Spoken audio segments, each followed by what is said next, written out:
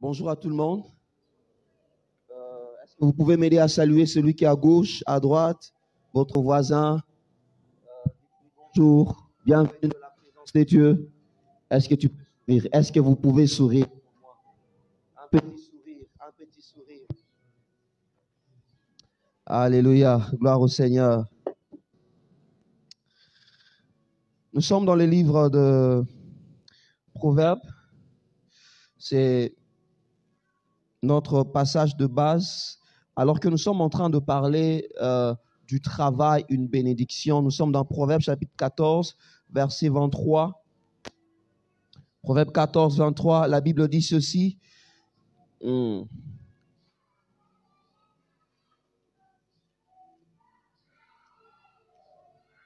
La parole de Dieu dit ceci, Proverbes 14, 23.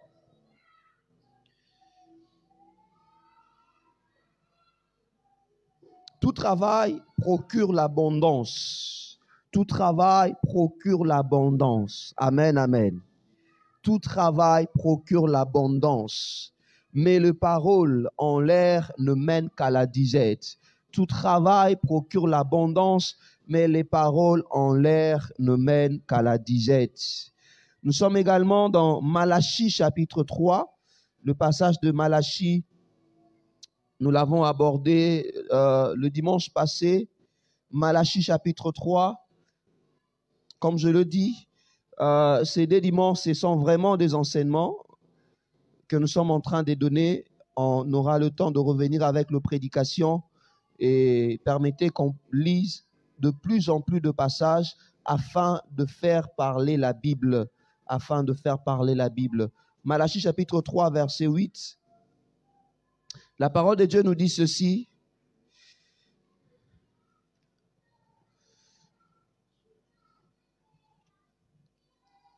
Malachie 3, 8. Un homme trompe-t-il Dieu? Car vous me trompez. Et vous dites, en quoi t'avons-nous trompé? Dans le dîme et dans les offrandes, vous êtes frappés par la malédiction et vous me trompez la maison tout entière. Et vous me trompez la maison tout entière. Apportez à la maison du trésor toutes les dîmes, afin qu'il y ait de la nourriture dans ma maison. Mettez-moi de la sorte à l'épreuve, dit l'Éternel des armées, et vous verrez si je n'ouvre pas pour vous les écluses de cieux, et si je ne répands pas sur vous la bénédiction en abondance. Amen, amen. Mettez-moi ainsi à l'épreuve, et vous verrez, c'est vous qui verrez. Vous verrez si je n'ouvre pas pour vous les écluses des cieux, et si je ne répands pas sur vous la bénédiction en abondance. Nous sommes également dans Actes chapitre 34, verset 30, Acte 4, chapitre 4, verset 34 au verset 36. La Bible dit ceci. Car il y avait parmi eux aucun indigent. Tous ceux qui possédaient des champs ou de maisons les vendaient, apportaient le prix de ce qu'ils avaient vendu et le déposaient aux pieds des apôtres et l'en faisaient de distribution à chacun selon qu'ils en avaient besoin. Joseph, surnommé par les apôtres Barnabas, ce qui signifie fils d'exhortation, Lévite, originaire de Chypre, vendit un champ qu'il possédait, apporta l'argent et le déposa aux pieds des apôtres. Alléluia. Nous allons nous limiter par là. Les autres passages, nous le lirons plus nous allons avancer. Bien aimés, nous avions parlé du travail comme étant une bénédiction. Le travail comme... Vous êtes sûr que ça ne va plus déranger? Excusez-moi. Le travail, une bénédiction. Dieu nous appelle à travailler, à travailler. Bien aimés dans le Seigneur, nous avions également dit, lorsque nous concevons l'aspect travail, ne nous disons pas seulement que le travail, c'est avoir un bureau. Le travail, c'est aller, je ne sais pas, dans une banque. C'est aller, je ne sais pas, dans une société de communication ou bien être fonctionnaire de l'État. Nous avions dit que le travail était toute activité, bonne activité bien sûr, qui pouvait nous rémunérer. C'est ce qu'on définit par travail. Et nous voulons nous focaliser sur cette définition-là parce qu'il n'y a pas que cette définition de travail. Le travail est également une activité. L'activité que nous faisons qui accompagne notre travail est également définie comme étant le travail. Bien aimé, nous avions aussi dit qu'il était important pour nous, alors que nous travaillons en tant qu'enfants de Dieu, d'être diligents. Être diligent, travailler dur. Un enfant de Dieu ne peut pas être un paresseux. Un enfant de Dieu, n'importe où il se trouve, il doit briller, il doit travailler. Pour briller, il faut travailler. Et beaucoup d'entre nous, malheureusement, ils pensent forcément que pour qu'il y ait un bon travail, il faut qu'il y ait un bureau. Celui qui fait couture, cette couture, c'est son travail. Celui qui fait les affaires, ses affaires sont son travail. Amen, amen. Alléluia. Et la parole de Dieu, comme nous l'avions lu, la Bible dit, tout travail procure l'abondance. Tout travail. Généralement, ici au Congo, on minimise. Vous verrez quelqu'un qui gagne déjà sa vie dans les affaires, il rêve, il dit, ah, si vraiment je pouvais être fonctionnaire, ah, si vraiment je pouvais être engagé par telle entreprise. Bien aimé, je voudrais vous dire, aujourd'hui à Kin, il y a des gens qui ne travaillent pas à la banque. Il est peut-être chauffeur seulement, mais il gagne plus qu'un banquier. Malheureusement, c'est ça la réalité du Congo. Tu verras quelqu'un qui travaille à la banque, tiré à 4 épingles, mais ses revenus mensuels ne sont rien à voir avec quelqu'un qui est là dans son sprinter. Chaque jour, il sort et revient. Alléluia. Voilà pourquoi il ne faut pas minimiser le travail que tu fais. Et c'est aussi important que nous, en tant qu'enfants de Dieu, de savoir valoriser ce que nous faisons comme travail. Malheureusement, ici au Congo, on ne valorise pas le métier. On ne valorise pas le travail. Tout le monde n'est pas appelé à travailler dans un bureau. Tout le monde non plus n'est pas appelé à être universitaire. Frères et sœurs, tout le monde n'est pas appelé à être universitaire. Voilà pourquoi il est important de valoriser votre travail. Valoriser, on l'a dit l'autre fois, à accorder, ajouter de la valeur à ce que vous faites déjà. Accordez de la valeur à votre travail. Si vous-même, vous ne valorisez pas votre travail, une autre personne ne viendra pas le faire à votre place. Je ne dis pas que vous devez tout le temps, lorsqu'il faudrait taxer, vous à la chair macasse, non. Mais tu dois donner du poids à ce que tu fais. Alléluia. Ce n'est pas un péché dans une maison de couture d'avoir un split. Ce n'est pas un péché. Ce n'est pas un péché. Chez une coiffeuse, avoir un split, ce n'est pas un péché. Ce n'est pas un péché. Valorisons ce que nous faisons. Et nous avions dit le dimanche passé, alors que nous travaillons, le travail nous exige certaines choses. Parmi les exigences, il y a des exigences d'ordre spirituel, de facteurs qui sont spirituels, qui répandent la bénédiction sur le travail. Certes, nous travaillons, mais lorsque nous travaillons, il y a des réalités, il y a des facteurs surnaturels qui viennent répandre la bénédiction sur le travail. La bénédiction est un facteur divin qui t'accorde l'épanouissement, la réussite dans ce que vous faites. La bénédiction, c'est comme la nuée de Dieu dans ta vie qui fera en sorte que tu réussisses dans tout ce que tu feras. Et parmi les choses, parmi les vérités bibliques qui nous aident à être bénis, il y a ce qu'on appelle la loi de la dîme. Nous avions parlé de la dîme la semaine passée. Ce n'est pas que lorsque tu donnes la dîme, forcément, tu seras béni. Non. Ça dit, tu dois travailler. En donnant ta dîme, Dieu bénit ton travail. Certaines personnes pensent que, je vais seulement donner à l'église, Dieu va me bénir. Dieu va te bénir comment? Parce que tu ne travailles pas. Ce n'est pas que tout le temps, les gens vont voir quelque chose. Ça, ce n'est pas le principe. Le principe est que l'homme doit travailler et qu'en travaillant, Dieu le bénit dans son travail. Le principe, ce n'est pas avoir un code de MoneyGram ou bien de Western Union, non. Là, ce sont je dis des clins d'œil de Dieu qui arrivent de temps à autre. Mais le principe est que tu puisses tirer ton revenu de ton travail. Amen, amen. J'espère que quelqu'un ne sera pas contre moi. Ça fait du bien avoir un code de MoneyGram ou de Western Union. Mais ce n'est pas ça le principe. Tu ne dois pas être dépendant. Toi, on doit toujours t'envoyer quelque chose. Non. Toi-même, tu dois produire. Toi-même, tu dois produire. Et je bénis Dieu pour ceux qui produisent. Et dans cette loi de la dîme, nous avions dit que la dîme existait avant Moïse. On a vu Abraham payer la dîme. On a vu Jacob payer la dîme. Nous avions également dit que la dîme appartenait à Dieu et qu'on déposait la dîme dans la maison de Dieu. Nous avions dit également que le serviteur de Dieu, le pasteur, n'était pas des dîmovores. Non, non, non. Parce que la dîme appartenait à la maison de Dieu. Alors, il y avait 3 catégories de personnes que la maison de Dieu nourrissait. À l'époque, il y avait de Lévites et le sacrificateur, il y avait ce que nous appelons les étrangers et il y avait les orphelins. Ça, c'était dans l'Ancien Testament. Mais on va voir, puisque nous allons évoluer, comment est-ce que nous pouvons appliquer cela, nous qui sommes dans le Nouveau Testament. Nous sommes dans la Nouvelle Alliance. Nous avions dit aussi, le principe dans la dîme, ce n'était pas le montant, mais c'était surtout la fidélité. C'était surtout la fidélité. Lorsque vous avez appris à donner peu à Dieu, soyez-en sûrs que vous allez aussi donner beaucoup. C'était la fidélité. Dieu n'attend pas, Dieu ne voit pas un montant quand tu donnes ta dîme, mais Dieu voit ta fidélité. Et lorsque tu es fidèle dans peu, tu seras même fidèle dans beaucoup. Mais lorsque dans peu, tu n'es pas fidèle, il te sera difficile d'être fidèle dans beaucoup. C'est ce qui fait que lorsque quelqu'un reçoit une grande bénédiction de 5 chiffres, il se dit, ah non, je ne vais pas donner ces montants à l'église. Non, il faut que j'enlève quand même une partie, que je divise, parce que c'est trop grand. Il a été infidèle. La dîme va de pair avec la loi de l'amour, où le Seigneur reprochait aux pharisiens pour leur dire, vous donnez, oui c'est bien, vous donnez vos dîmes, mais il n'y a pas d'amour de Dieu en vous. Dans la nouvelle alliance où nous sommes, l'amour de Dieu, alors que nous lui donnons, nous lui exprimons cet amour, parfois il peut arriver que nous puissions donner au-delà du 1/10. Parfois il peut arriver que nous puissions donner au-delà du 2/10.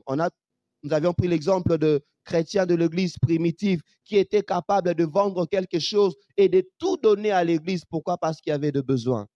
Parce qu'il y avait de besoin. Et aujourd'hui, il y a une autre chose. Nous l'avions lu dans Malachie. Le Seigneur a parlé de 2 choses qu'Israël négligeait. Il a parlé de la dîme et il a parlé des offrandes. La dîme est différente des offrandes. Les offrandes, c'est autre chose et la dîme, c'est autre chose. Si la dîme est fixée par rapport à un pourcentage qu'il faut prendre, les offrandes sont libérales. Les offrandes sont libérales, J'aimerais dire à une personne, comme je le dis, l'offrande ne remplacera jamais le travail. L'offrande attire la bénédiction sur le travail, mais l'offrande ne remplacera pas le travail. Bien aimé, l'église n'est pas bindo. C'est-à-dire, tu te dis, je mets un montant et puis quelques temps après, et robota. L'église n'est pas une banque. Bien, tu te dis, je mets un montant, après j'aurai le pourcentage. Non. Il ne faut pas penser à cela comme ça. Il faut se dire, lorsque je viens donner à Dieu, je donne à Dieu. Il peut me bénir au travers de mes finances. Il peut aussi me bénir par rapport à la santé de mes enfants. Il peut me bénir aussi par rapport à mon travail. Il peut me bénir, il peut m'épargner d'un accident, je ne sais pas quoi. Mais ce que je dois faire en tant qu'enfant de Dieu, c'est apporter dans la maison du Seigneur mes dîmes et mes offrandes. Je sais que c'est un sujet que plusieurs n'aiment pas qu'on aborde, mais la Bible en parle. Puisque la Bible en parle, nous devons aussi en parler. Nous devons aussi en parler. Premièrement, nous allons essayer de voir un peu, essayer de faire un petit voyage dans l'Ancien Testament et aussi quelques versets dans le Nouveau Testament. Je l'avais dit que c'était un enseignement. Pour voir comment est-ce que l'offrande a évolué dans le temps. Et nous parlerons aussi de la négligence des offrandes. Qu'est-ce qui arrive lorsque nous négligeons les offrandes?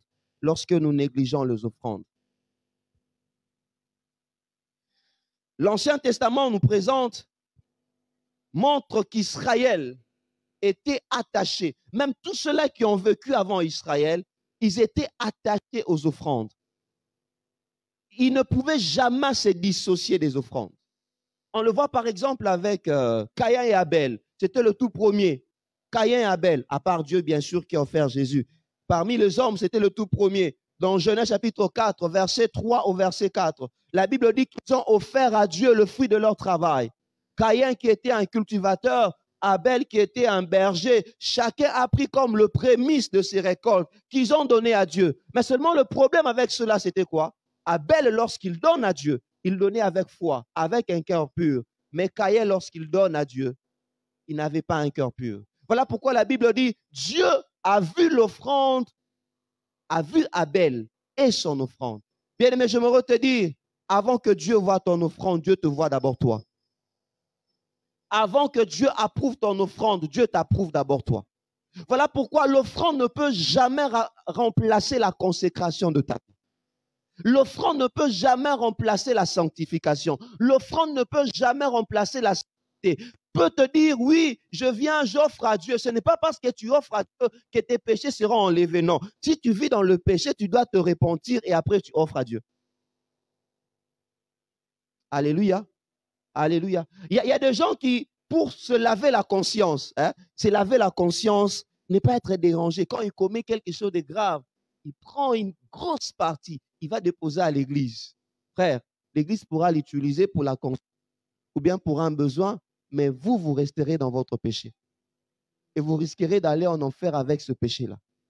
Dieu t'approuve toi d'abord, avant d'approuver ton offrande. Nous voyons aussi Abraham, à plusieurs occasions, en train d'ériger, de bâtir des autels. En train de bâtir des autels. Regardons dans, comme je l'ai dit, on va beaucoup lire, Genèse au chapitre 12, le verset 7 au verset 8. C'est que la Bible nous dit, voyez avec moi, ce n'est pas moi qui parle, mais c'est la Bible qui nous parle.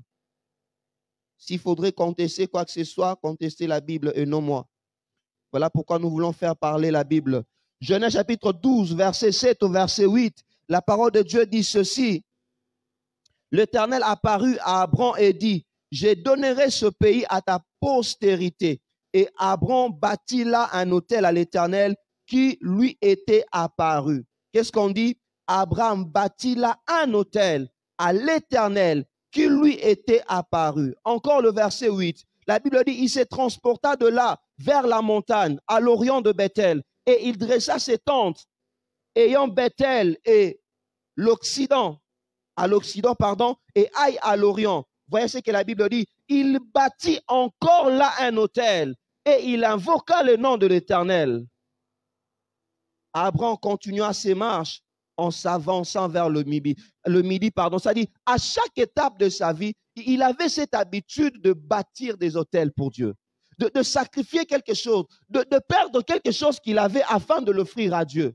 Abraham l'a fait. Et la Bible dit, ces choses sont écrites pour nous servir d'exemple. Nous avons des personnes de la Bible qui sont des modèles pour nous, des modèles de la marche. Quoi de plus simple de voir Abraham rassager des jours? Quoi de plus simple de voir Abraham mourir, avancer en âge? Je ne dis pas forcément que ce sont ces offrandes qui l'ont fait, mais je crois aussi que celui qui a un cœur libéral, qui sait donner, Dieu est capable de faire beaucoup de choses pour lui. Dieu est capable de faire beaucoup de choses pour lui. Par Abraham, la parole de Dieu nous présente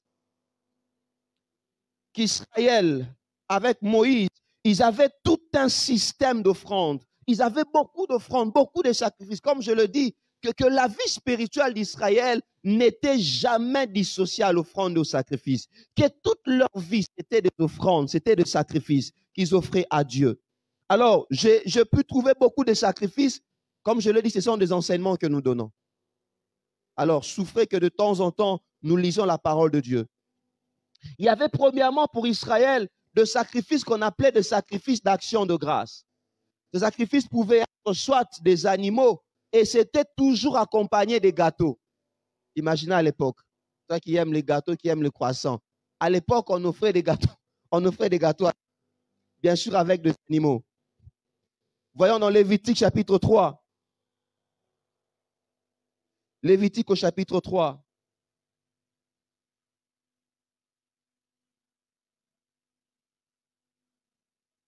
Le verset 1er, pour ceux qui écrivent et qui veulent lire à la maison. La Bible dit ceci. Lévitique dans son chapitre 3, le verset 1er. Lorsque quelqu'un offrira à l'Éternel un sacrifice d'action de grâce, s'il offre de gros bétail, mâle ou femelle, il offrira sans défaut devant l'Éternel. Il posera sa main sur la tête de la victime, qu'il égorgera à l'entrée de la tente d'assignation, et le sacrificateur, fils d'Aaron, répandront le sang sur l'autel. Tout autour de ces sacrifices d'action de grâce, il offre un sacrifice consumé par l'Éternel. On peut se limiter là. Le verset 6. S'il offre du menu bétail, mâle ou femelle, en sacrifice d'action de grâce à l'Éternel, il offrira sans défaut. il y avait ce sacrifice qu'on appelait le sacrifice d'action de grâce. Je vais vous énumérer le circonstance qui faisait qu'Israël puisse offrir de sacrifice d'action de grâce. Il y en a plusieurs. C'est-à-dire, à un moment donné de la vie de chaque personne, il arrivait qu'il prenne quelque chose, un sacrifice que Dieu lui-même a édicté, que Dieu lui-même a donné, qu'on appelait le sacrifice d'action de grâce. Ce n'était pas un péché, ce n'était pas quoi que ce soit, mais c'était seulement pour rendre grâce, un peu comme pour dire merci à Dieu par rapport à ce qu'il a fait, bien par rapport à ce qu'il fera. Et il y avait par exemple, lorsque reconnaissance, le cas des reconnaissances, où on exprimait une reconnaissance à Dieu. Vous voyez dans Lévitique chapitre 7, verset 12 au verset 14.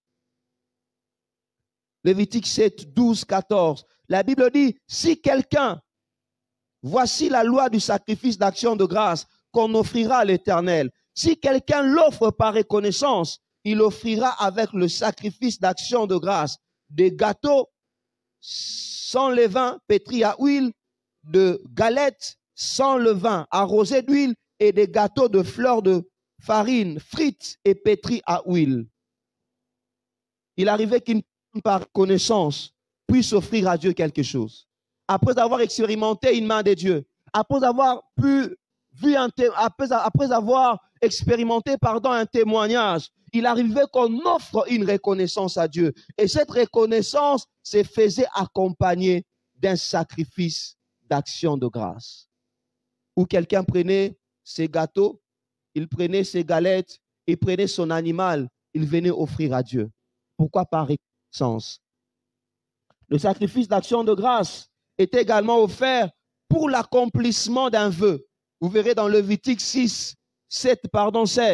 Lorsque quelqu'un faisait un vœu à Dieu, comme Anne, qui a fait un vœu à Dieu, demandez, Seigneur, s'il te plaît, si tu me donnais telle chose, voici ce que je ferai pour toi. Et lorsque les gens accomplissaient leurs vœux, ils accompagnaient l'accomplissement de ces vœux avec une offrande, un sacrifice d'action de grâce.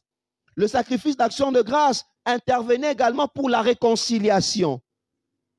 Ézéchiel chapitre 45, verset 15, où lorsqu'il voulait se réconcilier, soit avec Dieu, bien avec son prochain, il pourrait arriver que quelqu'un offre à Dieu un sacrifice d'action de grâce. Mais j'aimerais revenir surtout pour la réconciliation, pour nous dire ceci. Bien-aimé, aucun sacrifice que tu pourras offrir à Dieu ne va te réconcilier avec lui. Le seul sacrifice qui nous réconcilie avec Dieu, c'est le sacrifice de Jésus à la croix. Le seul sacrifice, j'insiste, qui nous réconcilie de Dieu, c'est le sacrifice de la croix de Golgotha. C'est le premier de sacrifice qui a été offert. C'est la première offrande, la parfaite, la meilleure qui a été offerte à Dieu. Alors ne pensons pas, comme je le dis, il y a dans d'autres églises à une certaine époque où les gens vivaient comme ils voulaient. Mais lorsqu'il vient chez le prêtre, il apporte une somme pour dire, ça c'est pour mon péché. Il vient un samedi pour confesser et il dépose l'argent. Bien aimé, j'aimerais nous dire, aucune somme ne peut acheter ton péché. Aucune somme ne peut acheter ton péché. Ne peut te réconcilier avec Dieu, si ce n'est que le sang de Jésus. Vous pouvez retrouver cela dans Éphésiens chapitre 2, verset 13 au verset 16. L'action de grâce, le sacrifice d'action de grâce était offert aussi pour confirmer une alliance. Exode 24, 5, pour confirmer une alliance. Confirmer une alliance. Offert également pour la consécration de sacrificateurs. Lorsqu'on consacrait un sacrificateur, un peu comme pour nous aujourd'hui, un pasteur, un serviteur de Dieu, ils venaient, ils offraient à Dieu un sacrifice. Ils offraient à Dieu un sacrifice d'action de grâce. Également pour accomplir le vœu de Naziréa. C'est quoi le vœu de Naziréa? Le vœu de Naziréa, c'est un peu comme une sorte de jeûne, où quelqu'un s'est dit pendant une période, je ne vais pas me raser les cheveux, je ne veux pas faire telle chose, je vais me consacrer à Dieu afin qu'il me soit favorable. Et à la fin de ces vœux de Naziréa, le Seigneur avait prescrit à Israël d'offrir un sacrifice d'action de grâce.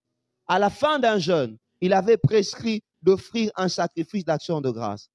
Également pendant de fêtes, lors de fêtes, nombre 10, 10, lors de fêtes, lorsqu'Israël se retrouvait autour d'une fête. Bien aimé, la pensée de Dieu pour toi et moi est que nous soyons joyeux. Voilà pourquoi Israël avait beaucoup de fêtes. Je n'aimerais pas te demander d'organiser beaucoup de fêtes, non. Mais pendant toute une année, ils en avaient trois grandes fêtes qui faisaient que tout le monde arrêtait ce qu'il faisait pour aller à Jérusalem. Et pendant toutes les fêtes qu'ils avaient, ils offraient à Dieu des actions de grâce. Un peu comme maintenant un diplômé d'État, Zamba Pamboli a payé diplôme. Oh Seigneur, par reconnaissance, merci, je t'offre une action de grâce. Quelqu'un qui trouve un travail, Seigneur, merci, je t'offre une action de grâce. Quelqu'un que Dieu visite, peut-être que vous étiez célibataire, Dieu vous a béni, vous a donné un mariage puis un enfant. Vous pouvez offrir une action de grâce. Israël le faisait. Et ces choses doivent nous servir d'exemple. Lorsqu'il y avait de dédicaces du temple ou bien de tabernacle, ils offraient des actions de grâce. Un peu comme nous, on peut se dire, Dieu nous bénit, nous donne un endroit, nous construisons l'église. Nous devons offrir une action de grâce. Il y a même certaines personnes, lorsque Dieu l'a béni et qu'il a construit une maison, il dit, ah, je dis merci au Seigneur pour cette maison. Seigneur, je t'offre mon action de grâce pour cette maison que je viens de construire. Seigneur, je t'offre mon action de grâce pour ce véhicule que tu m'as béni. Je t'offre mon action de grâce pour ce nouveau travail que tu m'as donné. Amen, amen. Alléluia. On offrait des sacrifices d'action de grâce aussi après le couronnement de roi. Lorsqu'on venait couronner un roi, après on pouvait offrir un sacrifice. 1 Samuel chapitre 11, verset 15. Cela se faisait également après des victoires. Josué 8, 31, après des victoires. Mais non seulement après des victoires, même aussi après des défaites. C'est plus facile à offrir à Dieu après une victoire, mais c'est parfois difficile à lui offrir après une défaite. Mais Israël le faisait. Israël le faisait. Vous pouvez voir cela dans Juge. Juge chapitre 20, verset 26. Israël le faisait, même après une défaite. Tu verras une femme, il vient de faire une fausse couche. Il dit, Seigneur, je te fais une action de grâce. Je te rends grâce parce que tu as permis que cela arrive. Je ne l'avais jamais souhaité, mais tu as voulu que cela arrive. Je te rends grâce pour ça. Ça, c'est la maturité, n'est-ce pas? C'est la maturité. C'est la maturité. Deuxième sacrifice, il y avait le sacrifice d'expiation. Vous pouvez voir dans Lévitique chapitre 4, verset 1er au verset 2, le sacrifice d'expiation. Ce sacrifice avait pour objectif de couvrir le péché. Le sacrifice d'expiation, on l'offrait en remplacement à nos péchés. Il y avait également, troisième sacrifice, le sacrifice de culpabilité.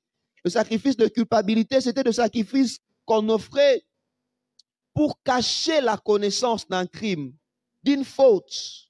Lorsqu'on était coupable, on pouvait offrir pour son péché. Et comme je l'ai dit, bien-aimé, le seul sacrifice pour nos péchés, c'est le sacrifice de Jésus à la croix. Le seul sacrifice pour notre culpabilité, peu importe ce que tu as fait dans le passé, le seul sacrifice pour ta culpabilité, c'est ce que Jésus a fait à la croix. J'aimerais dire à une personne, il n'y a aucun péché que Jésus n'est pas capable de pardonner. Il n'y a aucun péché que Jésus n'est pas capable d'effacer.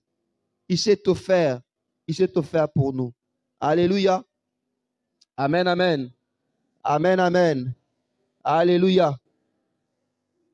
Dans l'ancienne alliance, comme je l'ai dit, on offrait plusieurs sortes de sacrifices. Il y avait des offrandes végétales, Lévitique 2:1. Il y avait des offrandes liquides qu'on appelait de libation, qui accompagnaient l'offrande. Il y avait également de gâteaux qu'on pouvait offrir. Il y avait des animaux qu'on offrait.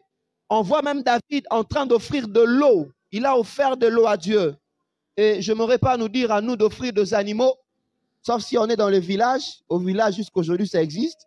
On offre des animaux, on offre des haricots. Lorsque vous êtes un pasteur de campagne, attendez-vous à recevoir des haricots à la maison. C'est une offrande. Alléluia. Mais nous, en ville, dans des milieux urbains, généralement, on essaie de convertir ça en termes d'argent où nous venons, nous offrons à Dieu. Bien-aimés, il y a toutes sortes de sacrifices. Il y avait des sacrifices quotidiens. Des sacrifices quotidiens qu'Israël offrait à Dieu. Parmi ces sacrifices, il y avait l'agneau qu'on offrait le matin et le soir. 29, 38, 39. Exode 29, 38, 39. Nombre 28, 3, 4. Il y avait ces agneaux-là qu'on offrait chaque jour, le matin et le soir. Et le jour du sabbat, on offrait 2. Il y avait le double de agneaux qu'on offrait. Qu'est-ce que cela veut représenter pour nous? Nous qui sommes de la nouvelle alliance. Est-ce que Dieu veut que chaque matin, que tu puisses, ah Seigneur, je viens, je t'offre une offrande? Bon, je ne sais pas. Est-ce que Dieu veut que chaque soir, Seigneur, je viens à l'église, j'offre mon offrande? Non, ce n'est pas ce que ça veut dire. L'offrande du matin et l'offrande du soir qu'il faut offrir, c'est ta propre vie, c'est ta prière. Alléluia. Alléluia. Pour le soir, pour nous bien-aimés, on a quelque chose à offrir à Dieu sur la prière. On a quelque chose à offrir à Dieu. Ce sont les actions de grâce. C'est la prière, c'est notre action de grâce. C'est ça l'offrande de nos lèvres. Nous pouvons le voir dans le livre de Psaume chapitre 141. Je l'ai bien dit, nous laissons parler la Bible. Psaume chapitre 141. La parole de Dieu nous dit ceci. Psaume 141, le verset 2. Psaume 141, le verset 2. La Bible dit ceci.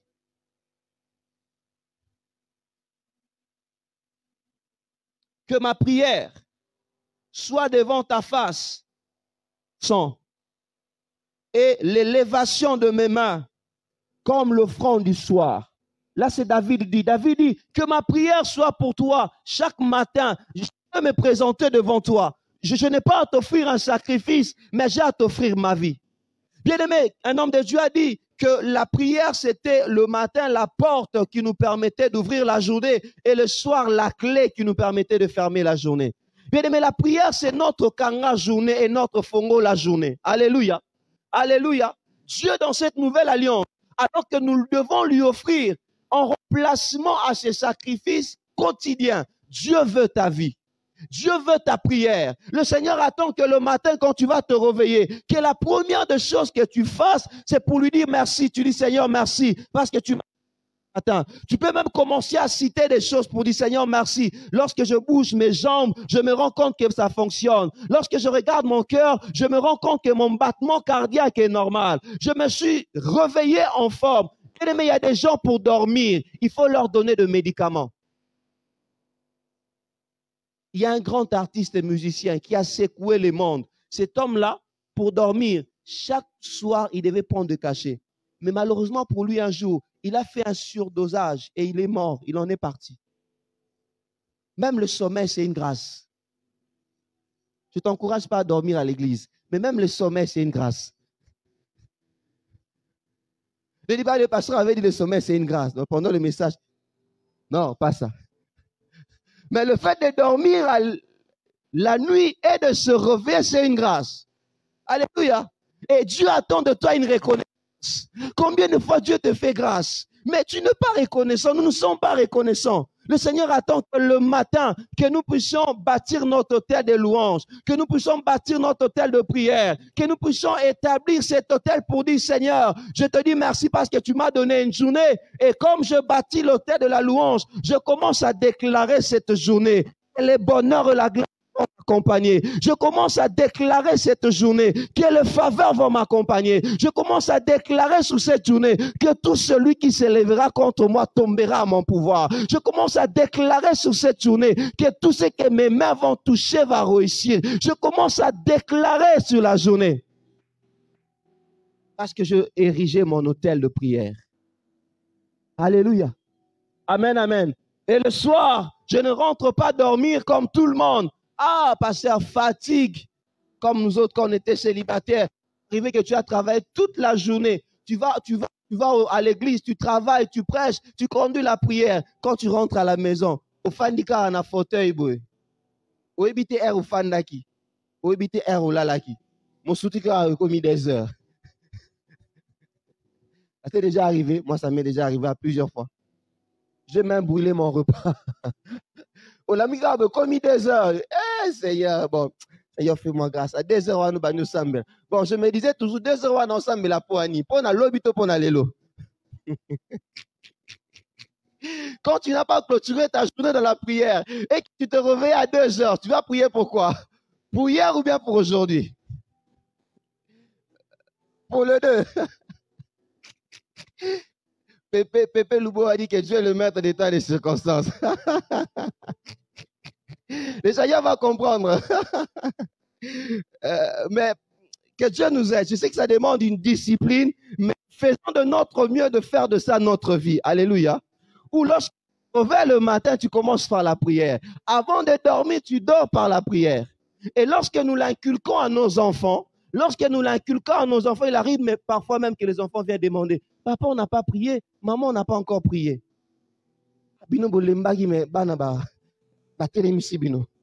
Amen, amen. Alléluia. Dieu attend cette offrande. Il attend ton encens. Il attend ta prière. Levez le main vers le ciel. Dis, Seigneur, ce jour, j'ai encore besoin de toi. Levez le main vers le ciel. Comment commencez-vous votre journée? Est-ce que vous commencez sur WhatsApp, sur Facebook, ou bien vous commencez votre journée devant Dieu? Comment commencez-vous votre journée? Vous commencez directement, cher couple, en train de vous chamailler, ou bien vous commencez votre journée avec la présence de Dieu? Comment commencez-vous votre journée? Est-ce que vous commencez la journée directement avec les syllabus, chers étudiants, ce qui n'est pas mal, ou bien vous commencez d'abord la journée en priant? Vous savez, parfois, lorsqu'on a beaucoup de choses à faire, lorsque vous devez écrire un travail, lorsque vous devez écrire une thèse, votre mémoire, ça vous prend tellement la tête.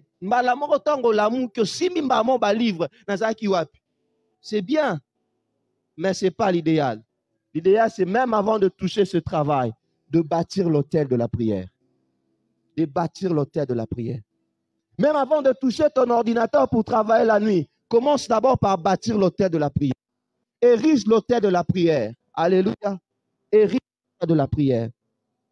On va parler de ça un autre jour. Et généralement, l'autel a toujours été vraiment un point de contact, un point de rencontre entre l'homme et Dieu. Au travers de l'autel de Golgotha, Dieu est venu vers nous. Et au travers des autels que nous bâtissons dans la prière, nous attirons la faveur de Dieu sur nous. Nous attirons la faveur de Dieu sur nos familles. Nous attirons la faveur de Dieu sur nos entreprises. Bien-aimé, Dieu va te bénir. Dieu va te donner un travail. Mais qu'est-ce qui va soutenir ce travail-là? C'est la prière. On m'a raconté l'histoire d'un homme qui travaille dans un pays quelque part. C'était un éminent professeur d'université. Très intelligent. Alors le président de son pays a remarqué qu'il était très intelligent. Ah, toi tu es très intelligent, hein, tu dois faire mon discours. Ah, il était zélé. Moi, je fais les discours du chef de l'État. Alors, malheureusement pour lui, lorsqu'il va présenter les discours au président de son pays, le président ouvre le discours. Oh, tu m'as donné. Je vois, il n'y a que de papier vierge. Oh, mais non, président, j'ai imprimé cela. Il regarde lui-même la farde. Ah, ok. Non, j'ai imprimé. Merci, excusez-moi, président. Il prend la farde, il va au bureau, il réimprime. Entre chez le président, il remet. Le président, dès que le président ouvre, tout devient blanc, comme la neige. Oh! Et la troisième fois, le président a compris. Ah, Père Obabeti est bon. Il prend encore, il va redonner au président. Le président le regarde, il sourit, il dit, papa, va voir ton pasteur. Qu'est-ce qui se faisait? Le monde, parfois politique, est tellement miné, qu'il y a tellement de guerre d'esprit. C'est-à-dire, il faut être soit de l'autre côté, ou bien soit vraiment dans le Seigneur. Tu peux être intelligent, tu as la matière grise, tu réfléchis beaucoup, mais ce qui te fait défaut, c'est un soutien spirituel. Un soutien spirituel. Tu arrives quelque part, tu donnes. Oh, mais qu'est-ce que tu nous donnes comme travail? Pourquoi? Tu n'as pas un soutien spirituel. Mais lorsque tu te réveilles le matin, oh, je vais au bureau. Je viens briser toute puissance satanique dans ces bureaux. Je viens anéantir tout lieu foulera la plante de mes pieds. Ce lieu me sera donné. Je ne sais pas ce qu'on a miné dans mon bureau, mais je vais entrer dans ce bureau-là. Je vais travailler. J'invoque le sang de Jésus. Le sang de Jésus entre. Ça nettoie mon bureau. J'invoque le sang de Jésus sur ma chaise. Je n'ai pas besoin d'appeler un féticheur pour venir nettoyer ma chaise. Non, non, non, non, non. Je suis un enfant de Dieu. Moi-même, je suis un sacrificateur. Nazanganga nzambe ngamoko. Nazanganga nzambe ngamoko. Nazofanda na kichuana. Ekosale loko te. Hémorroïde kozwanga te. Nakokufa te. Et un jour, les gens viennent te dire, ah, Yo, tu comprends, tu à côté ni. Ozara na FM, tu ozara na PC.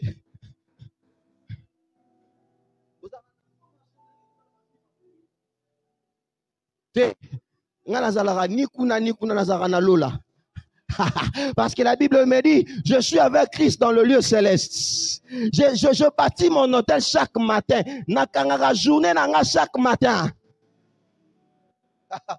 Ah, je me rends encourager un enfant de Dieu. Dieu va te bénir. Mais tu dois avoir l'habitude de riger cet hôtel de prière chaque matin, de bâtir cet hôtel de prière chaque soir. S'il est possible de trouver même la nuit, de prier, prendre la possession de là où tu travailles, prendre la possession de là où tu vends, prendre la possession de là où tu fais ton commerce, prendre la possession de tout ce que tu fais.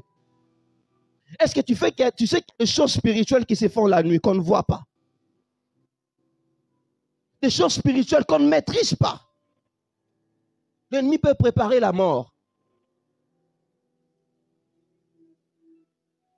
Je me rappelle à notre église de Mongafoula, à un moment, il y a un jeune garçon qui est venu témoigner, qui est venu confesser chez notre pasteur. Vraiment au début de l'église, il dit, pasteur, je viens confesser. Le pasteur demande, qu'est-ce qui se passe? Papa, voyez-moi comme je suis là, je suis sorcier. Et qu'est-ce qui se passe? Chaque nuit, je viens planter des choses sur cette avenue. Et curieusement, à chaque fois lorsque toi tu entres, je vois que ma camounion n'a posé qu'Ezokufa. Ezokufa. Ezobeba. Bien-aimé, la prière a une puissance. La prière a une puissance. Ne néglige pas la prière. Tu travailles, oui, mais ne néglige pas la prière. Tu fais le transport, oui, mais ne néglige pas la prière.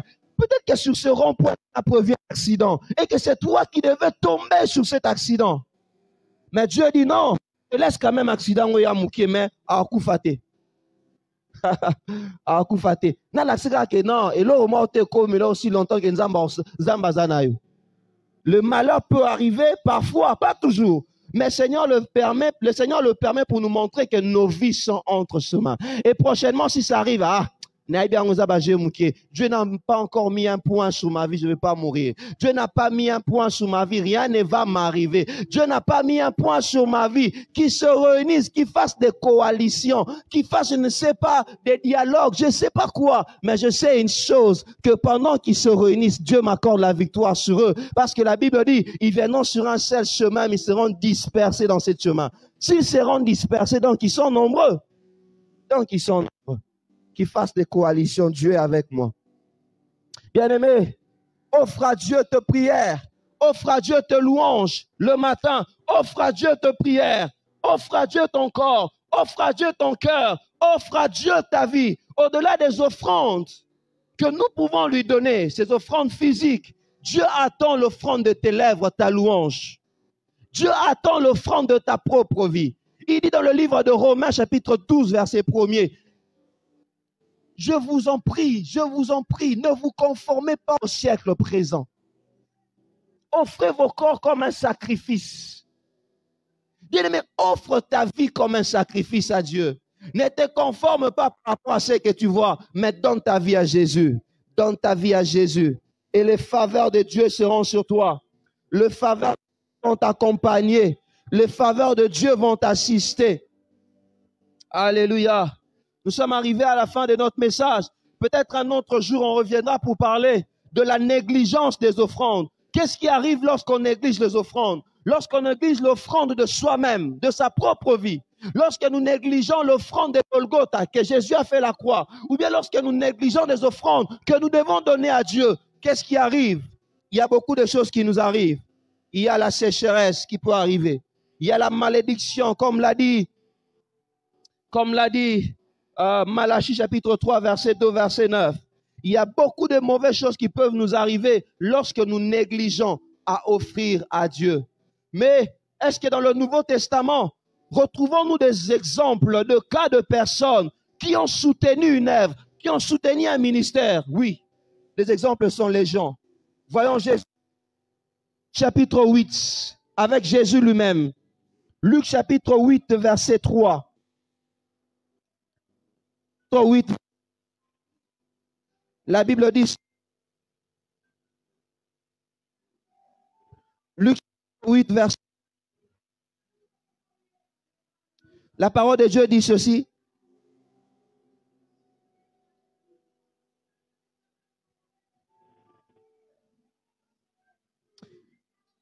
Jeanne, femme de Sousa, intendant de Rhodes, Suzanne et plusieurs autres qui l'assistaient de leurs biens. On cite un nombre de femmes qui faisaient quoi? Qui assistaient Jésus de leurs biens. Bien-aimé, est-ce que tu te rends compte? Jésus, le Fils de Dieu, pendant son ministère sur terre, il avait besoin, pas il avait besoin, mais il y avait des gens qui assistaient son ministère de leurs biens. Le même Jésus qui a dit à Pierre, vas-y jeter ton hameçon dans la mer. Tu vas trouver un poisson et dans le poisson, tu trouveras une pièce d'argent. Le même Jésus qui a fait ce genre de miracle est assisté chaque jour. Comme je le dis, il y a des fois que Dieu nous accorde de faveurs qui sont comme de clins d'œil de Dieu. Mais de manière régulière, nous devons travailler. De manière régulière, nous devons avoir un cœur qui se soutenir de Dieu. Même Jésus avait de personnes qui soutenaient son œuvre. Voilà pourquoi, Église de Dieu, Dieu attend de nous, fidèles, dans nos offrandes. Dieu attend de nous que nous soyons reconnaissants, que de manière, pourquoi pas, régulière, à offrir à Dieu. J'aimerais résumer ce message à 3 offrandes. De manière régulière, de manière permanente, à se souvenir de la première offrande, qui est l'offrande de la croix, l'offrande de Golgotha. De manière permanente, bien aimé, ayez en tête, en esprit, qu'il y a quelqu'un qui s'appelle Jésus qui s'est offert pour moi à la croix, qui a donné de son sang, qui a payé de son sang. Et comme le sang de Jésus a été versé pour nous, il n'y a plus désormais aucune malédiction. Plus rien ne peut nous retenir. Plus rien ne peut nous maudire. Plus rien ne peut retenir nos vies. Parce qu'il y a une offrande qui a été offerte pour nos péchés, pour notre culpabilité et pour les conséquences de toute forme de péché. Deuxième offrande, il faut résumer, c'est l'offrande de ta propre vie. Dieu veut ta propre vie. Le Seigneur te veut toi. Il te veut toi chaque matin. Un peu comme dans Luc, dans Marc chapitre 1, verset 35. La Bible dit très tôt, pendant qu'il faisait encore sombre, Jésus allait dans un lieu désert pour prier. Le Seigneur, à 4 heures, à 3 heures, pourquoi pas, à 5 heures, dans sa présence, le main levée, en train de rendre grâce, en train de recommander la journée, en train de recommander tout ce que tu feras. Le Seigneur t'attend aussi, pendant la journée, suffisamment de venir encore dans sa présence. Et surtout, il t'attend encore le soir, où tu viendras offrir ton offrande de reconnaissance, ta prière le soir. Et troisième offrande qu'on peut retenir, Dieu attend tes biens. Galates chapitre 6, le verset 6, la Bible dit, partage ton bien, partagez vos biens à ceux-là qui vous enseignent la parole. Nous l'avions lu avec cet homme qu'on appelle Barnabas. Barnabas ou Joseph dans Actes, c'est lui le mentor, l'un des mentors de Paul. C'est lui qui a introduit les apôtres. C'est lui qui était parmi les gens qui ont encadré Paul, Barnabas. Et cet homme, qu'est-ce qui s'est arrivé? La Bible nous a montré qu'il a vu ce qu'il a. Il a pris l'argent, il a déposé auprès des apôtres. Pourquoi? Parce qu'il y avait de besoins. Comme je l'ai dit le dimanche passé, jusqu'à ce jour, l'Église a encore de besoins. Dieu ne va pas nous dire, papa tel, ainsi je parle, allez à la banque, j'ai déposé un guichet pour vous. Il peut le faire, il est tout puissant. Mais généralement, Dieu passe par nous. Dieu passe par nous. Et comme nous l'avions lu, ces gens qui offraient à Dieu en Israël, ils offraient des offrandes sans défaut. Ils offraient des offrandes sans défaut. Bien aimé, que ton offrande soit une offrande sans défaut. Que ton offrande soit vraiment un sacrifice que tu donnes. Lorsque tu donnes à Dieu, dis-toi, je ne donne pas à un homme, mais par reconnaissance à mon Dieu, Seigneur, je te donne ce que j'ai, ce que je suis, ce que toi-même tu m'as donné. Alléluia. Que Dieu bénisse sa parole.